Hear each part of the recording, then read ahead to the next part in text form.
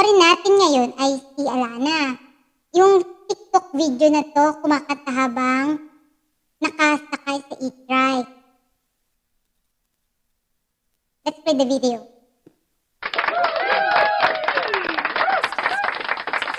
Yan, nakasakay si Alana dun sa e-trike. At dun pa lang sila tinawag. May tanong ako dito kung scripted kaya ito.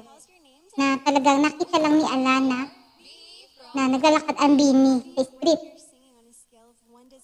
Sa tingin mo? Di ko alam. I don't have any idea. Yan, nakikipag-usap na si Alana sa kanya. Pero makikita mo dito, apat lang sila dito, apat. Joanna, and now, dito sa video, bakit nandun si Aya? Sikat yung video. Apat ko. Okay, panoorin muna natin.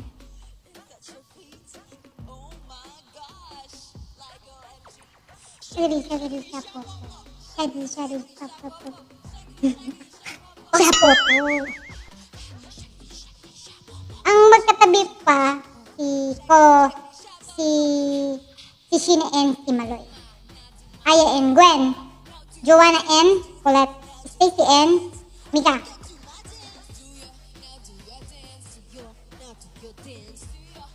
Ang init, no? Ay, tuwan-tuwa si, Ako, nagsama pa si Sheena and si Sheena and si Maloy. Parang parehas silang, komedyante. Para sa akin, sila nakikita ko na parehas na funny.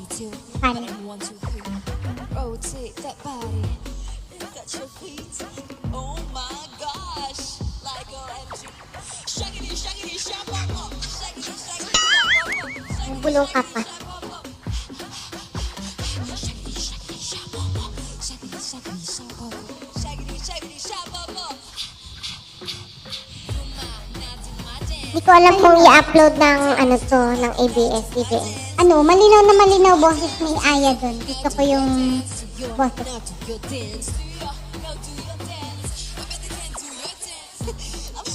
Ako hindi makakanda si Sheena and si natawa ng tawa si Maloy at saka si Sheena. Talaga yung dalawa na to pag nagsama sa tabi. But 1, 2, 3. Rotate that body. Look at your feet.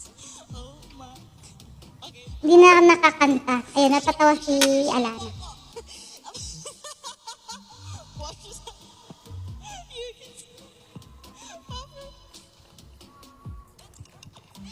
Rotate the body.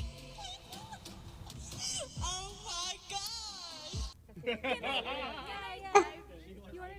Iba na. Magdadrive ng e-trike si Joanna. Curious siya.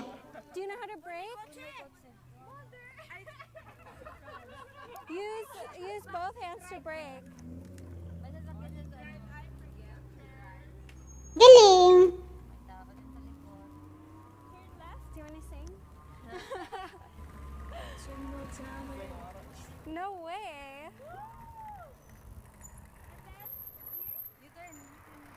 Smooth naman siya mag-drive.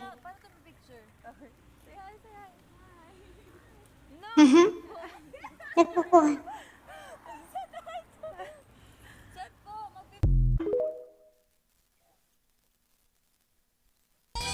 Let's rock and roll. Oh.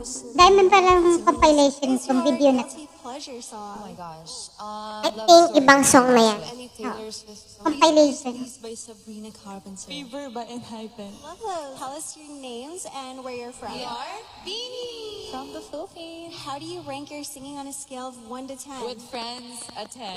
yes, 10. With my greatest friends, it's a 10. Just by myself, it's a 10. Do you want to dedicate your performance to anyone? Oh my gosh. Taylor Swift, this is for you. Juwan, this is for you. Let's rock and roll. I threw a whistle well, so let's smell never tell. Ano yung kanta? To you as a friend. Taylor Swift. Now you're in my way. I threw myself for a wish. Pennies and Hindi! Pala Taylor Swift. I wasn't looking for this, but now you're in my way. Your Carly. Hey, I just met you. Yeah. I'm sorry.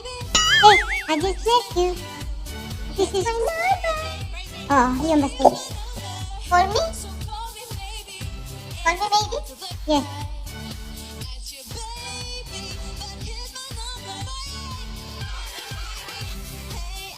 Kabisado naman nila yun. Early 2000 song? What is your guilty pleasure song? Oh my gosh. Uy, okay. Okay. Tapos na. And, wala tayong masyado nasabi dahil alam naman natin na maganda sila. Okay, ako na mauna mag-thoughts. Okay. Sobrang nakaka-good vibes yung video. Simple lang, kumakanta habang nakasakay sa e-bike. Pero ang dami mong mararamdaman. Kasi may fun, diba? Natawa ako, energy, natural lang sila lahat, walang pilit. Kaya masarap sila talaga ang panoorin. Tapos may halong kalokohan si Maloy at saka si Sheena. Pero kahit ganoon, hindi pa rin nawawala yung quality ng performance nila. Ang smooth din na nag-edit kasi, kakanta yung dalawa. Magkakadikit, sobrang smooth nun. Ayan, parang road trip na kantahan pero may talent show on the side, no? Sobrang magulo sila pero masaya din. Palagi mag-good vibe sa video talaga na to. Tapos, ibang level talaga ang Bini para sa akin. Kahit saan mo sila dalhin, mapa-stage man o sa e-track, dala pa rin nila yung charm nila at galing. Hindi mo na kailangan pilitin yung reaction mo kasi sila mismo yung mapapangiti sa'yo, talented na, tapos nakakaaliw pa. Kaya, solid na magbibigay ako ng rating nito to 1 to 100 is 100 ang bibigay ko. Kahit simple lang yung content na to, pero nagalingan ako. Okay, ako na. I've seen this girl before. As far as I know, she's a half Filipina. And I was surprised kasi she met Bini. And wow, Bini is really famous talaga, di ba? Yung una kinanta nila Shaggy D. And what I can say is, they seem a bit shy because the e-trike was moving. Sorry po sa maingay po. They were exposed because it was an open space and there were many people around watching them, di ba? But they were still able to sing beautifully even while they were laughing. Despite they playful and noisy talaga, Bini truly captures the unique charm of Filipino humor. Watching them is never boring. Their energy is infectious and they can make you smile or laugh without even trying. They seem like fun and loyable people you'd want to be around. I'm giving them a perfect score of 100.